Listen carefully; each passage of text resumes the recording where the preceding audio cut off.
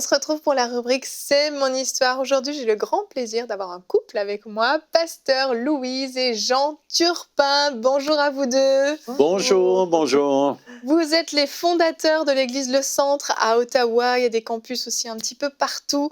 Et vous avez un très beau ministère. 45 ans de ministère, c'est bien ça. Oui. Vraiment. Et bientôt 50 ans de mariage. Oui. Ça, franchement, ça se célèbre. Oui, ça se célèbre. Vraiment, vraiment. Alors, on va voir que ça n'a pas été 50 années d'amour et d'eau fraîche, mais presque, presque. On va voir que les débuts ont été difficiles, mais la gloire de Dieu s'est très vite manifestée et a vraiment transformé votre couple de manière extraordinaire. Pasteur Louis, je vous laisse la parole. En quelle année vous êtes-vous mariés? Alors, on s'est rencontrés en 69, en 68. On s'est rencontrés dans un bar. À l'époque, on fréquentait les bars. Vous n'étiez pas du tout au Seigneur à ce moment. Ah non, non, pas du tout au Ni l'un ni l'autre. Non, non, non, on était dans le monde au maximum. Elle chantait avec un groupe. Oui, on chantait, on s'est rencontrés dans ce bar et on s'est mis à se fréquenter. Puis, j'étais très jeune.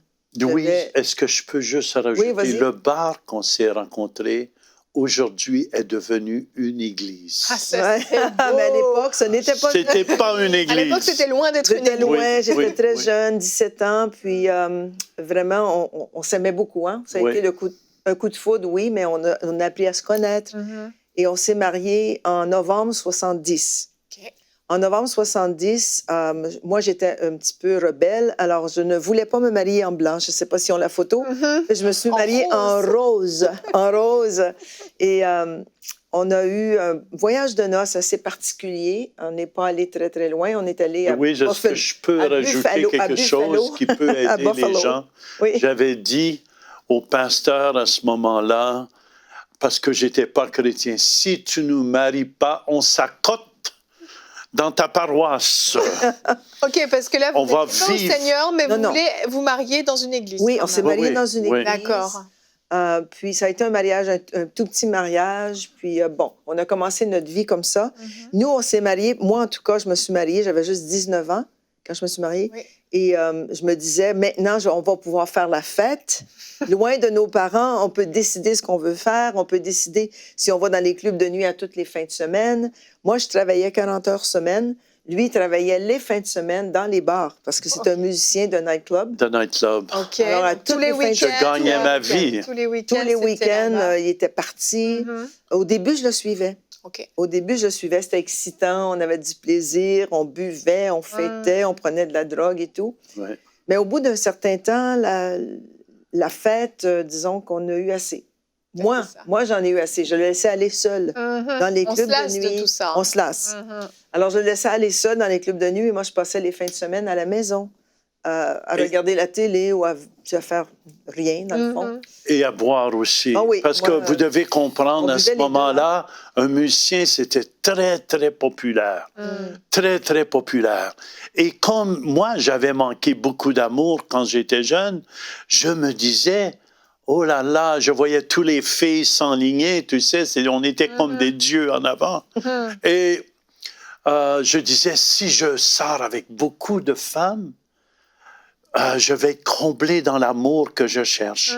Donc même une fois marié, même après le mariage, il y a eu des tromperies. Ouais, moi, j'étais complètement aveuglée de ça. Je n'avais aucune idée que la fin de semaine, lui, quand il était parti les fins de semaine, c'était la fête. La fête, c'est plus ça. Que la fête. Et vous l'avez su après? Je l'ai su après notre nouvelle naissance, après qu'on a accepté le Seigneur Jésus. D'accord. Ben Louise, avant aussi, parce qu'il y a une fois, elle s'est retrouvée face à face, parce que je sortais avec elle, ben c'était ma femme, puis je sortais avec quelqu'un d'autre. Non, ça, c'était avant qu'on se marie. Ah, c'était avant qu'on se marie. On est mélangé dans l'histoire. Mais en tout cas, après qu'on était mariés. Alors ça a duré pour 5 ans. 5 ans. 5 ans. De vie douloureuse. De vie, oui. Au début, c'était bien. On s'aimait quand même. On faisait de l'argent. On a de l'argent. J'étais au Poste du Canada. Elle était fleuriste. J'étais gérant d'un hôtel. On jouait de la musique en plus. On pouvait tout s'acheter, excepté l'amour. Alors, c'est ça s'est continué comme ça. Puis à la fin, comme je dis à la fin, juste avant qu'on rencontre le Seigneur Jésus, qu'on puisse être guéri, dans le fond, Transformé.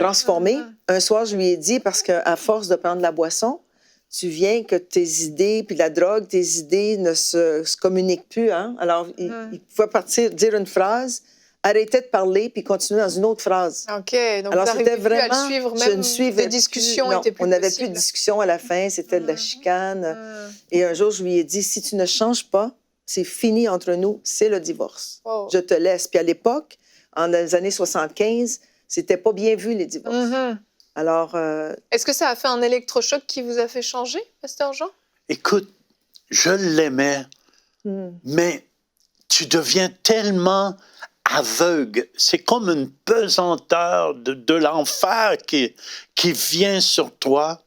Et je savais que c'était fini, je la perdais.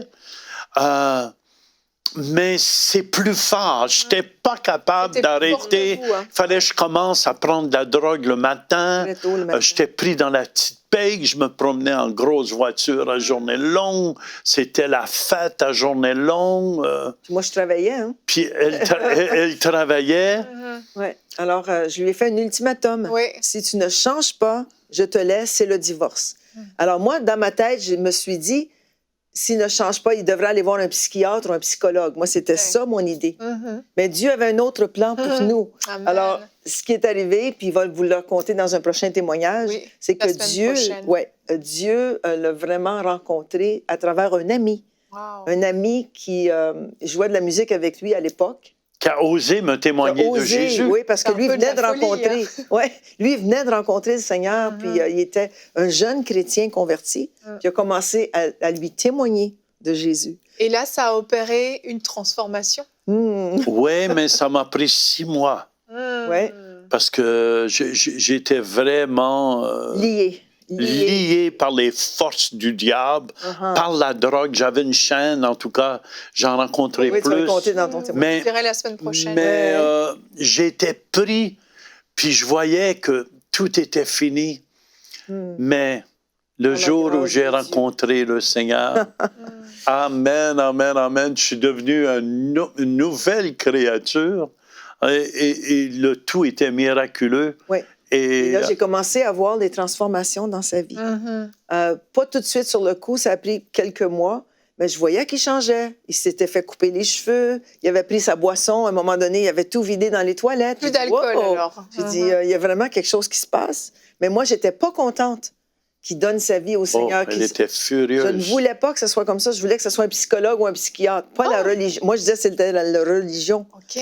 Je ne voulais pas que ce soit la religion, aller à l'église, se mettre à genoux. J'avais aucune idée de ce que c'était d'être chrétien. Wow. Puis, au bout de 6 mois, quand j'ai vu les transformations dans sa vie, c'est là que moi-même, j'ai décidé d'accepter le Seigneur dans ma vie. Parce que la transformation était tellement grande, tellement évidente, que vous ne pouviez plus nier l'existence de Dieu. C'est ça, puis lui, il ne pouvait plus arrêter de parler de Jésus.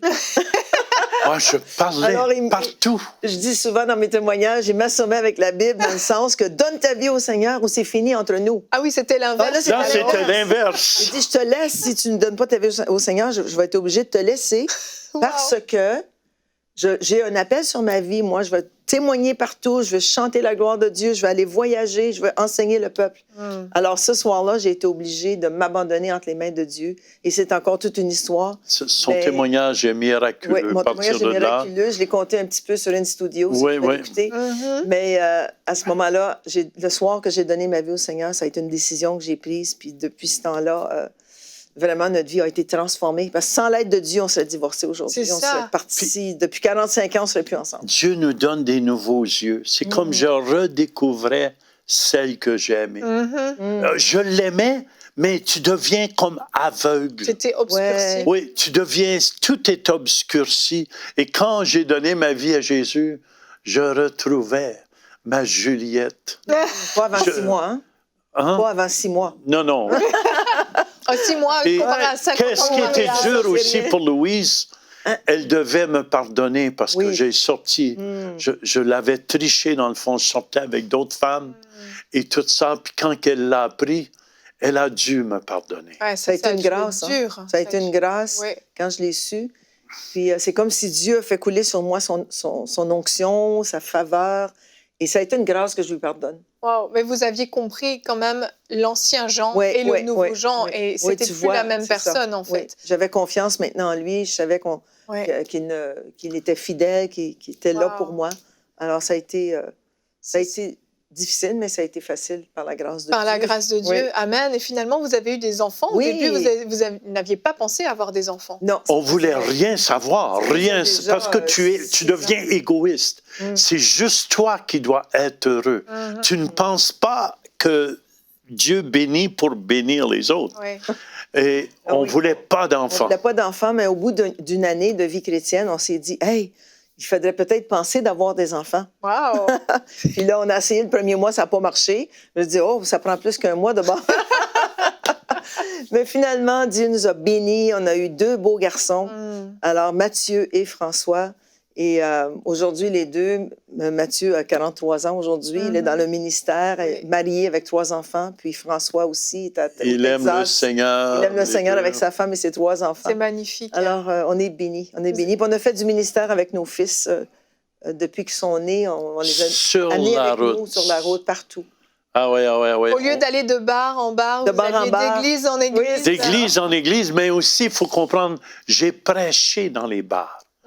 J'ai chanté dans les bars assez à la fin qu'on vidait les bars plutôt que de les remplir. Wow. Parce que les gens se donnaient au Seigneur. Ben, les gens se donnaient au Seigneur et moi, comme je fonctionnais dans l'adultère et tout, j'allais demander pardon à toutes les filles que Wow. j'avais. Puis là, ça bouleversait les gens dans les bars. Même les propriétaires des bars disaient, mais écoute là, c'est pas une église ici. Je chantais des chants du Seigneur. Wow. Des chants du Seigneur dans les bars. Et Tu n'as pas fait longtemps les bars, peut-être 1 an après ta conversion? 1 an parce que année, je à peu pouvais près. plus après. C'est Ouais, magnifique. ouais, après ça. Ouais, mais c'est beau parce que tous ceux qui vous ont connus ont pu voir la transformation. Et Ah ça, ouais. c'est un témoignage. Mais même tous ces musiciens qui jouaient avec lui ont été convertis. Wow. Ouais, ouais, Alléluia. C'est magnifique. Ouais, ouais. C'est magnifique. Alors, on a vraiment vécu beaucoup de choses en 45 ans, mais Oh, l'important, c'est que Dieu a sauvé notre mariage. vraiment. Puis à Sans- partir de là, sans sans Dieu,